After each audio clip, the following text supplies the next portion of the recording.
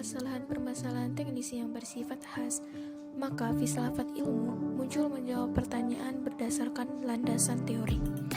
Ada yang bersifat ontologi, epistemologi, dan aksiologi yang mengacu pada kegunaan dari pengetahuan yang diperoleh.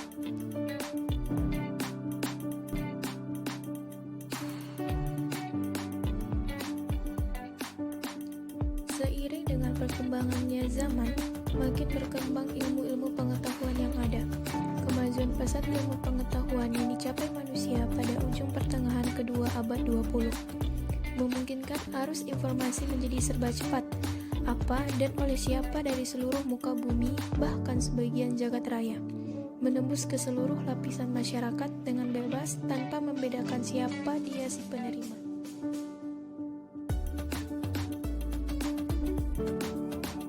Pengertian ilmu dan masa depan. Ilmu berasal dari bahasa Arab ilmi, bahasa Latin sains yang berarti tahu atau ilmiah.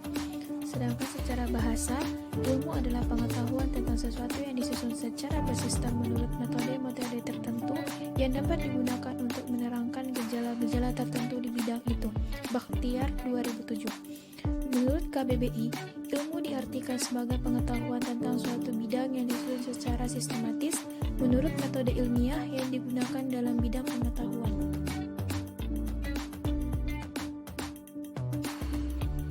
Masa depan ialah masa yang paling depan, setelah itu tidak ada masa lagi di dunia.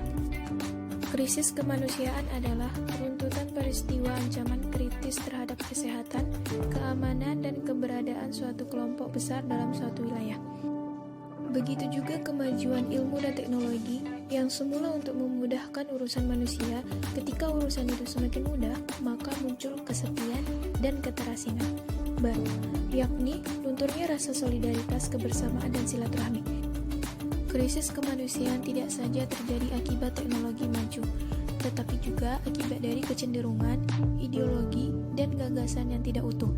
Contohnya, ide dan gerakan emansipasi yang dikumandangkan oleh para penggerak feminisme, yang mendorong agar wanita diberikan kesempatan yang sama di area publik dengan laki-laki. Kalau sebelum penemuan teknologi maju, manusia terpenjara atau ditentukan oleh alam dan Tuhan, maka pada kemajuan teknologi terpenjara oleh teknologi itu sendiri. Artinya, bertambah maju teknologi, bertambah banyak aspek yang memenjarakan manusia. Kemajuan ilmu pengetahuan dikembalikan pada tujuan semula, yaitu filsafat ilmunya.